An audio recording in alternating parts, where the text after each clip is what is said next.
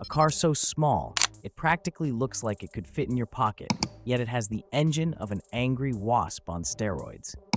Sounds crazy?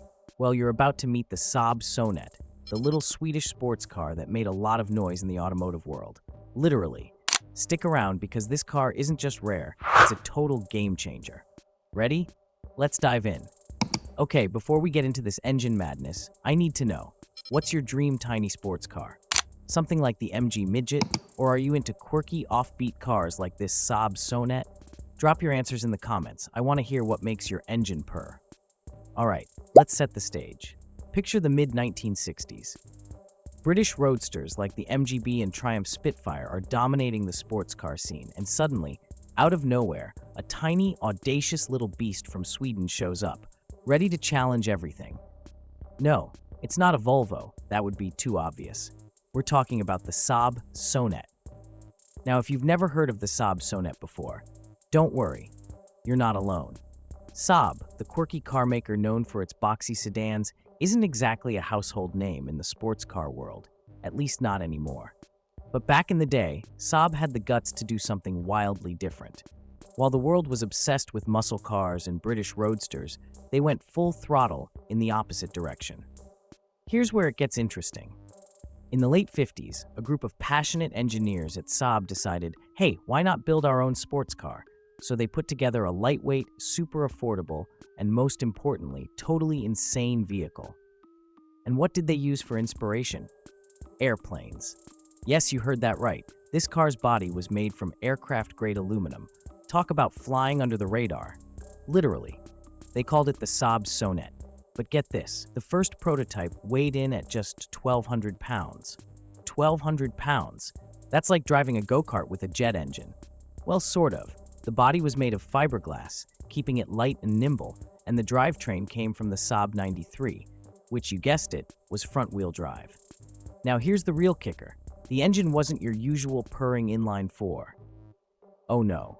Saab went full throttle with a 748cc three-cylinder two-stroke engine. And let me tell you, this thing sounded like a motorcycle on steroids. Peak horsepower? A jaw-dropping 57. That's not much, but when you're driving something that weighs as much as a suitcase, it feels like a rocket ship.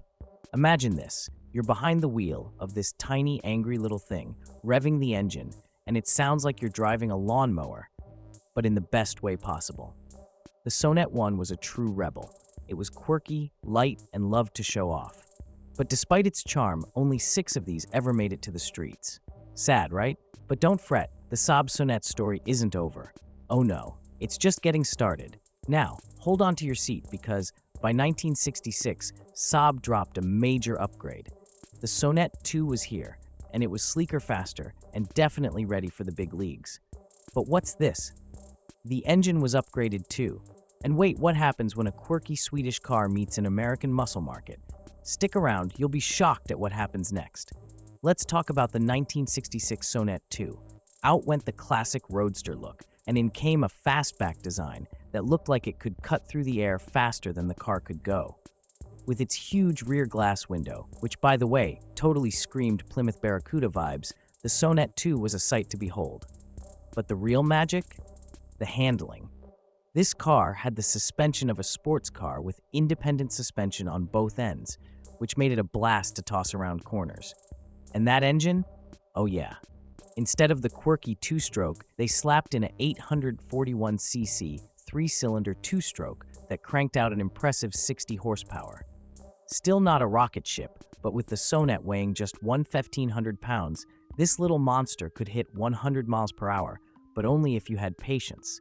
However, there was drama in the air. Saab had big dreams of exporting the Sonet II to the American market. So what went wrong? Well, the two-stroke engine was too much of a hassle for most American buyers. Imagine trying to explain to your neighbor why you're mixing oil with your gasoline. Yeah, not a fun dinner conversation. But here's the million-dollar question. If you had to choose between the Sonet II and, say, an MG Midget or a Triumph Spitfire, which one would you take home? Drop your answer below and tell me why. I'm really curious.